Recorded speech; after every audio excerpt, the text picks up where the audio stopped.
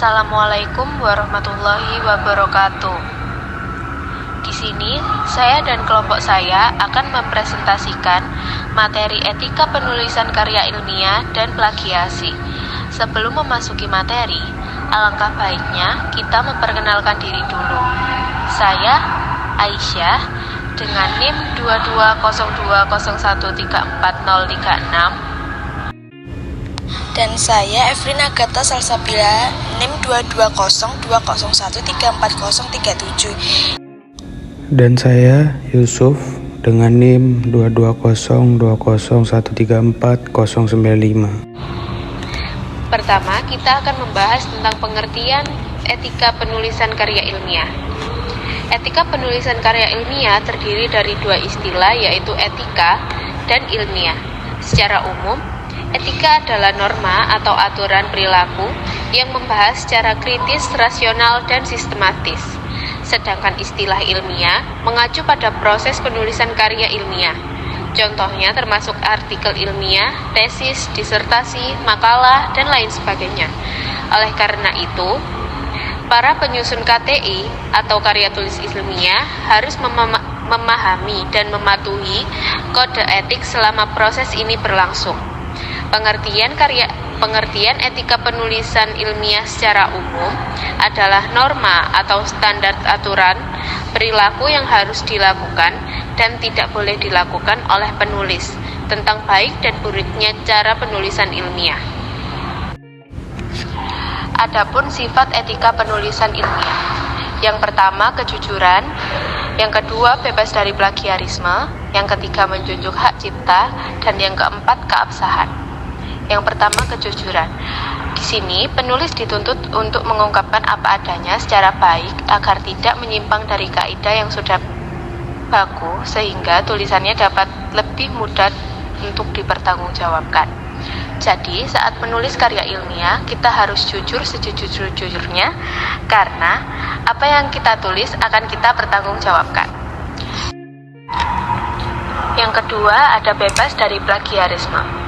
Pengertian bebas dari plagiarisme adalah penggunaan suatu gagasan, hasil, pernyataan, ataupun kalimat orang lain yang diakui sebagai karya tulisnya tanpa menyebutkan sumbernya.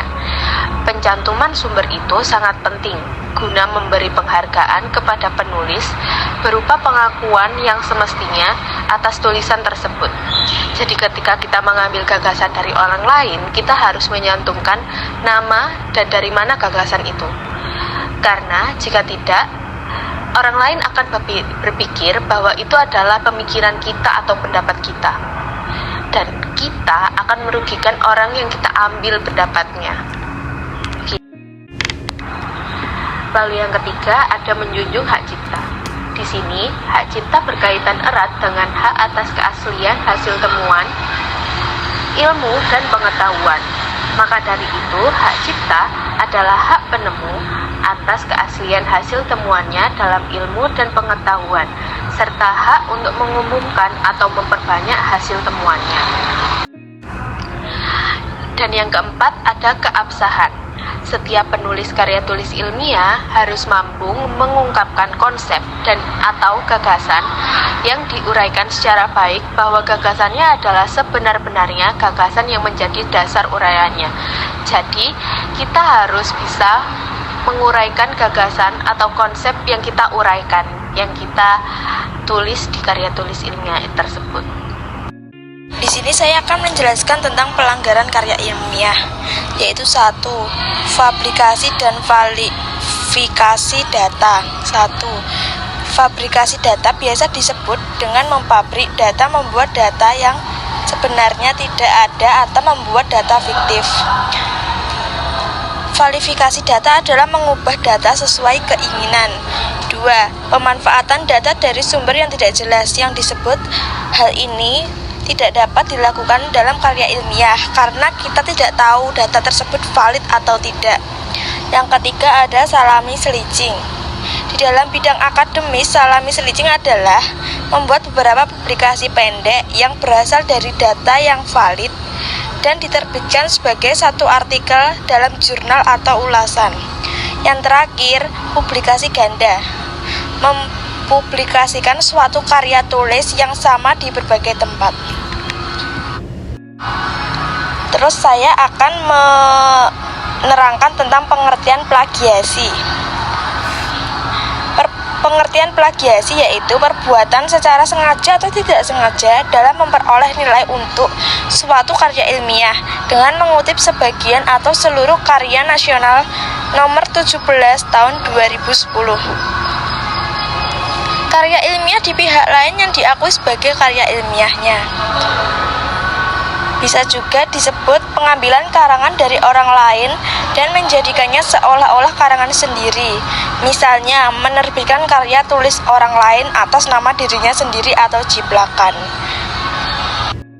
Dan sekarang saya akan menjelaskan jenis-jenis plagiarisme. Plagiarisme verbatim, yaitu pengambilan karya milik orang lain persis apa adanya, dengan memberi kesan sebagai karya pribadi pelaku plagiarisme yang bersangkutan dan sangat berbobot.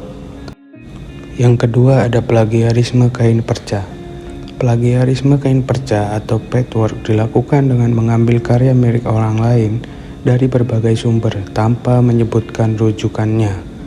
Yang ketiga ada plagiarisme kata kunci. Plagiarisme parafrasa yang lebih terselubung adalah plagiarisme kata kunci atau plagiarisme frasa kunci. Di sini pelaku plagiarisme hanya mengambil sejumlah kata kunci atau frasa kunci dari tulisan aslinya. Dan selanjutnya yang terakhir ada plagiarisme struktur gagasan. Plagiarisme struktur gagasan merupakan tindakan plagiasi dengan mengambil struktur gagasan orang lain, kemudian dituangkan lagi agar terlihat berbeda. Selanjutnya saya akan menjelaskan mengapa plagiasi dilarang. Yang pertama, menghargai ide, gagasan, dan pendapat orang lain. Yang kedua, menghambat dan merusak kreativitas diri sendiri dan orang lain.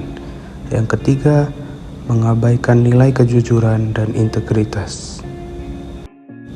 Lalu, kita harus mencari tahu cara menghindari plagiasi atau stop plagiat.